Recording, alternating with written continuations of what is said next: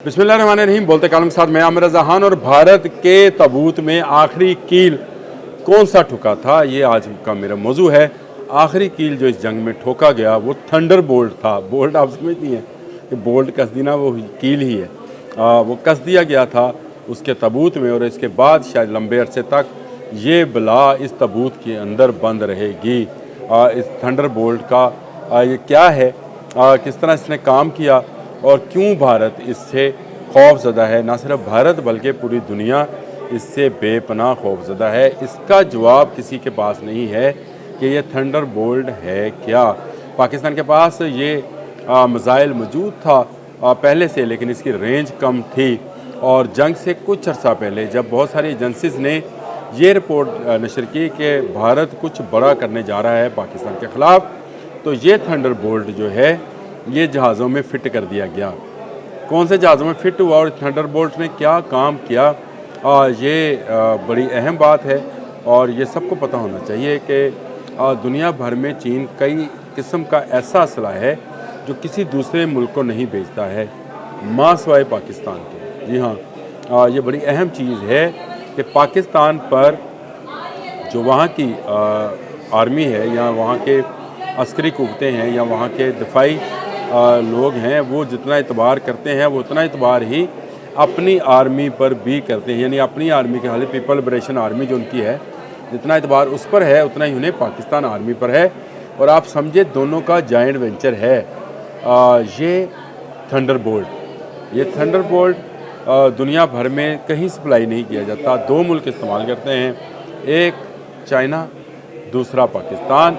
और पाकिस्तान के पास ये थंडर बोल्ट जब एक्सपोर्ट किया गया, जब दिया गया, तो दुनिया की नज़रें इस पर थी क्योंकि इसको JF-17 थंडर ब्लॉक 3 में नस्ब किया जाना था। फिर J-10C जहाज़ हमने ले लिया जिसको दुनिया में कोई पूछ नहीं रहा था। सही बता रहे हैं आपको, J-10C को कोई इस नज़र से नहीं देख रहा था कि ये कोई बहुत जदीद त्यारा है। लेकिन राफ़ेल इसके जवाब में जब आया तो सारी दुनिया राफ़ेल करने लग शुरू हो गई। और बहुत सारे दिफाई माहिरीन इस बात पर हैरान थे कि इतनी कारकर्दगी वाला जहाज़ जो है वो क्यों किसी की नज़र में नहीं आ रहा। लेकिन इस थंडर बोल्ट जिसको हम आम ज़ुबान में पीपल्स लिबरेशन आर्मी PLA 15 और 10 कहते हैं, ये वो मिसाइल है जो कि नस्ब किया गया J-10C में भी और पाकिस्तान के ब्लॉक 3 के JF-17 थंडर के अंदर भी। अच्छा, ये वो थे जो कि रेगुलर पाकिस्तान को दिए गए। इनकी रेंज 150 से 200 तक की थी। लेकिन थंडर बोल्ट 15 का वर्जन जो है, एक्सपोर्ट वर्जन जो है, ये पाकिस्तान को बहुत बाद में दिया गया जब ये इतलात आई कि भारत कोई नई हमाकत करने जा रहा है। तो इस हमाकत में ये ना हो कि पाकिस्तान को कुछ नुकसान पहुँचे, तो चीन ने वो जो आज तक उसने बाहर नहीं निकाला था, पाकिस्तान लाकर जहाज़ों में फ़िट कर दिया। और पाकिस्तान के J-10C और पाकिस्तान के JF-17 थंडर बोल्ट पर ये हुए। ये आम हालात में 300 से 350 किलोमीटर इनकी मार है। एयर टू एयर मिसाइल है। और इसके बाद हालात में ये कहा जाता है कि ये 400 से 450 किलोमीटर तक का फासला तय करके अपने दुश्मन को जो है पहचान लेते हैं। और ये इसमें ईसा रडार बिल्ट इन है। इसे आप समझते हैं एक्टिव इलेक्ट्रॉनिकल स्कैंड आरे, इसका मुकम्मल नाम है, जिसको ईसा रडार बोला जाता है। ये वही रडार है जो इसको बताता है कि आपका दुश्मन कहाँ पे है, उसको लॉक कर देता है। और ये लॉक होने के बाद जब चल जाता है तो ये फिर हाथ नहीं आता। इस वक्त ये दुनिया भर में जिन जहाज़ों पर नस्ब किया जा रहा है, यानी चीन और पाकिस्तान, दुनिया इनकी दोनों की यही है। इसमें J-16 है, J-10C है, J-20 है और JF-17 थंडर ब्लॉक 3 है जिस पर इसको लगाया जाता है। और इसमें इसकी जो रेंज मैंने आपको बता दी, जो पाकिस्तान को पहले वर्जन दिया गया था वो 145 से 150 किलोमीटर था। लेकिन उसके बाद इसकी कारकर्दगी बढ़ा दी गई और जो है यानी एक्सपोर्ट वर्जन जो है ये दे दिया गया। और इसमें इसी ने राफ़ेल को गिराया है। और इसके बाद J-10C की मांग में भी इजाफ़ा होता चला जा रहा है। असल में इसके पीछे ये मिसाइल मौजूद है जिसकी रेंज मैंने आपको बता दी, जिसका मैंने आपको सारी तफसीलात बता दी। तो चाइनाज़ का थंडर बोल्ट जब लगा है तो उसने सब कुछ तहस नहस कर दिया है। उस तहस नहस कर दिया है, भारत के वो अज़ाइम तहस नहस कर दिए हैं जो वो अपनी तसी पसंदाना जहनीत को इत्मीनान देने के लिए पाकिस्तान पर चढ़ दौड़ा था। वो जो पाकिस्तान को कमज़ोर समझता था, जो कि पाकिस्तान को समझता था कि पाकिस्तान की फ़िज़ाइया शायद राफ़ेल का मुकाबला नहीं कर पाएगी, लेकिन दुनिया ने देखा 3 राफ़ेल ज़मीन पर पड़े हैं। अब तो मजाक उड़ रहा है। मैंने आपसे कुछ देर पहले एक व्लॉग किया था और मैंने उसमें बताया था कि क्रिस्टीन फायर ने क्या जवाब दिया करण थापा को, और उसने कहा कि जितना आप बता रहे हैं इतना नुकसान नहीं हुआ है। हाँ, 5-6 स्ट्रिप्स जो हैं, एयर स्ट्रिप्स जो हैं, उनको ज़रूर नुकसान पहुंचा है। डोनाल्ड ट्रंप का झुकाव जो है पाकिस्तान की तरफ हो गया है। भारत को शायद आने वाले वक्त में दुनिया भर से असला भी ना मिले, जदीद असला ना मिले, और भारत को खुद से कुछ ना कुछ करना पड़ेगा, क्योंकि तमाम वो ममालिक जिन्होंने भारत को टेक्नोलॉजी फ्राहम की थी, इसराइल ने हरूप के सूरत में ड्रोन्स दिए थे, रशिया ने S-400 दिया था, Su-30 दिया था, और अब Su-57 देने की सोच रहा था।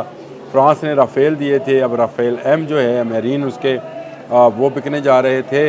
लेकिन अब आहिस्ता आहिस्ता, हाँ, अमेरिका तो रह ही गया, जो कि शायद सोच रहा था कि उसको $200 बिलियन की वहाँ से जो है ऑर्डर्स मिलेंगे और वो अपना F-35 जो है वो बेचेगा। मोदी ने ख्वाहिश का इज़हार भी किया था F-35 लेने का, लेकिन अब शायद अमेरिका उसको F-35 भी नहीं देगा। तो इस तरह से भारत बुरी तरह फंस चुका है। वो जो पाकिस्तान को फंसाना चाहता था, ऐसा तबूत में कील ठोका है थंडर बोल्ट के नाम से कि शायद ये दोबारा अपने उस चीज़ के अंदर दोबारा वापस ना आ सके। तो देख रहा था, हाँ, आज से 5 साल बाद, 6 साल बाद, 7 साल बाद मोदी से भी कोई ज़्यादा फाशिस्ट, मोदी से भी ज़्यादा कोई कसाई, मोदी से भी ज़्यादा कोई जालिम और जाबर भारत पर काबज़ हुआ, तो वो शायद अपनी दोबारा हमाकत करे पाकिस्तान के सामने आने की। लेकिन मोदी अब दोबारा आने की कोशिश नहीं करेगा। हाँ, बैकडोर से ज़रूर अपनी डिप्लोमेसी यूज़ करने की कोशिश करेगा, कभी पानी के मसले के ऊपर, कभी यहाँ पर दहशतगर्दी को हवा देने के हवाले से, और यहाँ पर अपने एजेंट्स छोड़ने के हवाले से ये वो चालें चलता रहेगा, क्योंकि वो CPEC को बनता नहीं देखना चाहता, क्योंकि वो पाकिस्तान को फलता फूलता तरक्की करते नहीं देखना चाहता, क्योंकि वो मज़लूम कश्मीरियों को दबा कर रखना चाहता है और चाहता है कि उनके आज़ादी को सलब किए रखे। 7 लाख 8 लाख फ़ौज वहाँ रख कर, ये अब आगे ज़्यादा देर नहीं चलेगा।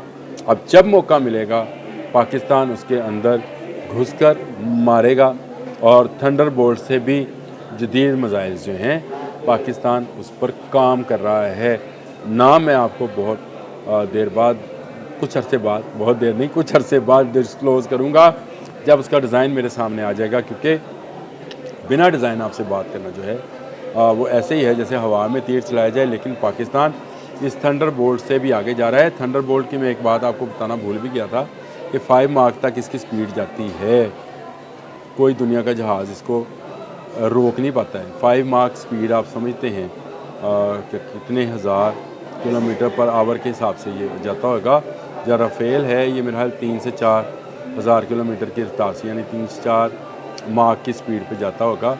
ये उसको इसलिए रोक नहीं पाया था और इसने उसको जाके उड़ा दिया था। हाँ, हमने उसके रडार और उसका इलेक्ट्रॉनिक सिस्टम भी जो है वो भी हमने कर दिया था, जिसके बायस वो ब्लॉक हुआ और गिर गया।